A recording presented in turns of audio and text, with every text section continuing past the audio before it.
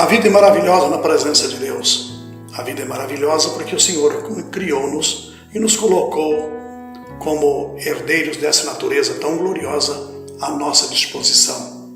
A beleza formada por Deus e a beleza da natureza que só Ele poderia ter criado. E a maior beleza de todos, a nossa salvação assumida por Jesus Cristo. Ele decidiu: vou salvá-los, vou ser o sacrifício final em prol das suas vidas. Meus queridos, eu quero que o Senhor te abençoe. Quero que o Senhor olhe para Jesus, o autor e consumador da fé. Para hoje, nós vamos ler o texto em 2 Coríntios, capítulo 4, versículos 17 e 18. A nossa leve e momentânea tribulação produz em nós um peso eterno de glória muito excelente, não atentando nós nas coisas que se veem, mas nas que se não veem. 2 Coríntios 4, 17 e 18. Muito bem, nós temos aqui um tema para hoje que é a leve e momentânea tribulação, tirando aqui do próprio verso. Então note que o apóstolo Paulo, um dos homens que foi muito provado, quando ele se converteu, ele era na verdade o perseguidor da igreja. Matava os cristãos, derrubava altares, enfim, perseguia-os por onde fosse para destruí-los. Mas chega um momento em que o Senhor Jesus Cristo, pessoalmente, foi de encontro a Paulo. Porque as pessoas em comum, eu acho que não teriam nenhuma coragem, nem mesmo os apóstolos que já estavam ativos, muitos deles já ativos, teriam coragem de se aproximar de Paulo por causa da sua própria violência. Mas agora chega Cristo e encara Paulo de frente a frente. E Paulo se converte a Cristo e é batizado e toma um rumo novo na sua vida.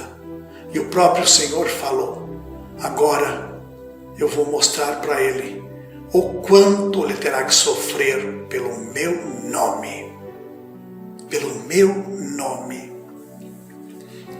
Meus queridos, nós somos a igreja de Jesus. Eu sou a igreja de Cristo, você é a igreja de Cristo. Sou o templo do Espírito Santo e você também é o templo do Espírito Santo.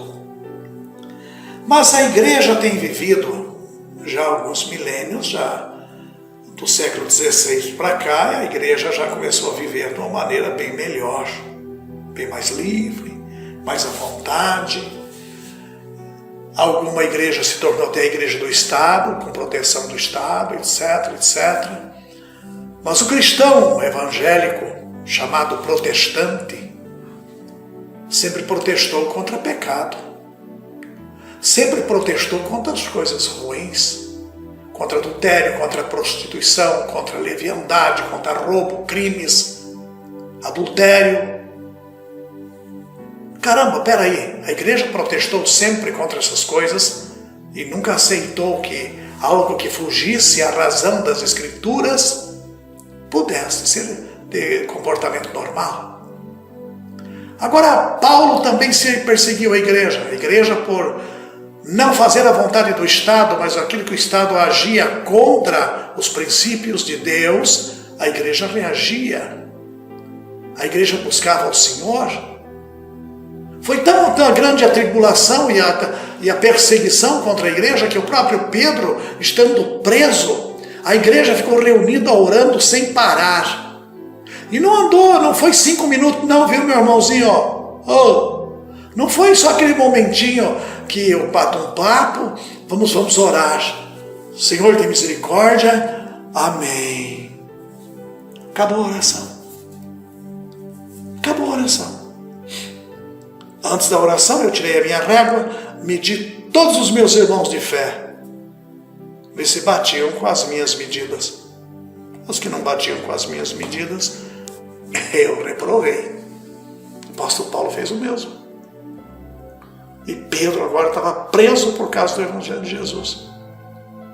E a igreja do primeiro século estava orando, inconstantemente orando, ou seja, constantemente orando.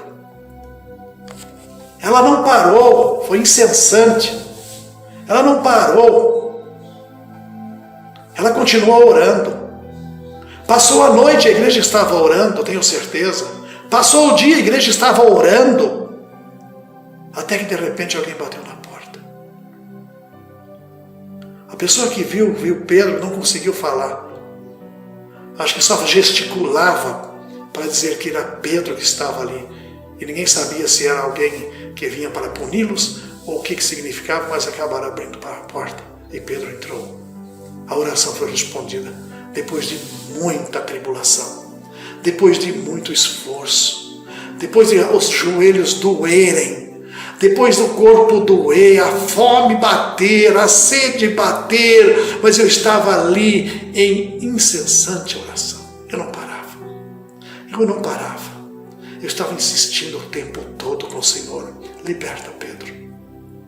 Liberta o teu servo, Senhor. E Pedro liberta. Agora chega outro momento interessante. Agora sai Paulo. Agora Paulo muda a sua situação. Agora ele passou a anunciar a Cristo, o Salvador. Agora ele não perseguia mais a igreja. Agora é diferente.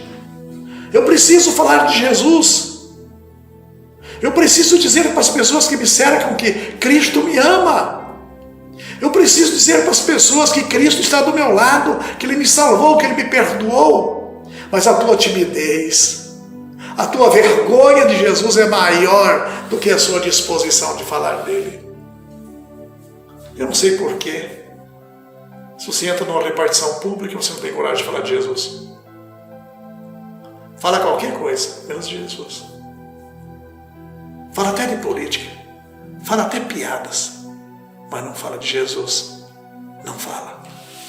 Não fala de Jesus, você tem vergonha dele. Você tem vergonha de dizer que você serve a Deus. Você tem medo de ser interrogado.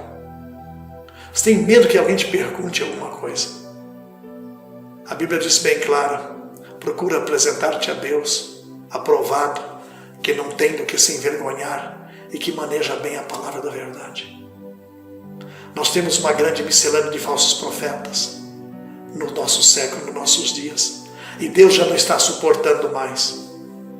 A igreja pode ser perseguida se Deus não tiver misericórdia de nós, por causa dos nossos pecados e por causa da nossa negligência. Negligenciamos o Senhor Jesus. Negligenciamos as Escrituras. Se você for procurar na sua casa, você não vai encontrar, nem sabe onde ela está guardada, porque você não a usa. Só para te alertar. Essa Bíblia que está no seu celular aí vai ser tirada. Não vai ser por mim nem por você. Vai vir uma nova Bíblia, sabe? Aprovando homossexualismo, aprovando adultério, aprovando estupro, aprovando tudo que você imagina que não presta. Tudo quanto é esgoto pecaminoso humano vai aparecer. E você não vai poder ter uma Bíblia. Talvez até confisque aquela que está escondida na sua casa. Você lembra no passado? Você lembra quando a própria Igreja Católica resolveu fazer um levantamento das Bíblias, pôs em praça pública e as queimou? Só que não adiantou queimar, viu? Pode queimar quanto quiser. A palavra de Deus é viva e eficaz. E é poderosa para transformar vidas. Ela só vai morrer quando Deus permitir. Enquanto Deus não permitir, é a palavra do Senhor. Sabe o que ela diz? Esses, porém, foram escritos para que creiais que Jesus Cristo é o Filho de Deus e tendo tenhais vida em seu nome. Eis que estou convosco todos os dias, até a consumação desse século, até acabar essa terra. O apóstolo Paulo, pouco antes da mesma carta aos Coríntios, o apóstolo escreve que as tribulações que sobrevieram a ele e os seus colaboradores na Ásia os deixaram sobremaneira agravados, mais que poderiam suportar, ao ponto que até da vida desesperamos, segundo Coríntios 1:8. Portanto, a leve e momentânea tribulação não é de modo algum ninharia. De jeito nenhum. A dificuldade tinha sido tamanha que eles chegaram ao ponto de pensar que não iriam sobreviver. Isso não significa que duvidaram da fidelidade e do poder do Senhor, mas aparentemente não havia mais nenhuma chance de saírem vivos daquela situação. Mas no trecho bíblico de hoje, o grande apóstolo fala da perspectiva pela qual enxergava toda a sua vida, em especial também as dificuldades e as tribulações. Esse olhar já se libertava das coisas visíveis e alcançava as invisíveis e eternas. Isso dava nova força e orientação à sua vida. Conta-se que o navio não estava conseguindo manter o curso correto em alto mar. Por isso os marinheiros estavam um pouco perdidos, mas um dos marinheiros desceu para o porão do navio e encontrou uma âncora antiga escondida debaixo de uma pilha de cordas e sacos. Essa peça de ferro tinha causado uma interferência contínua na bússola. Querido Filho de Deus, assim como o ponteiro da bússola aponta o tempo todo na direção certa por força de uma atração magnética invisível, o seu olhar também precisa estar constantemente direcionado pelo poder do Espírito Santo e voltado para a eternidade, para a glória que nos será preparada. Não permita que o inimigo das nossas vidas, o inimigo das nossas almas, tire os olhos, faça você tirar os olhos do Senhor. E você venha se perder, e você venha não enxergar o caminho para o céu. Conte com Jesus como quem vê o invisível. Hebreus 11:27. Não tire os olhos de Cristo, olhe para o Senhor, e você não vai perder a direção na sua vida. Que Deus abençoe, que Deus enriqueça a sua vida e te dê paz. Tenha um bom dia e pense nisso.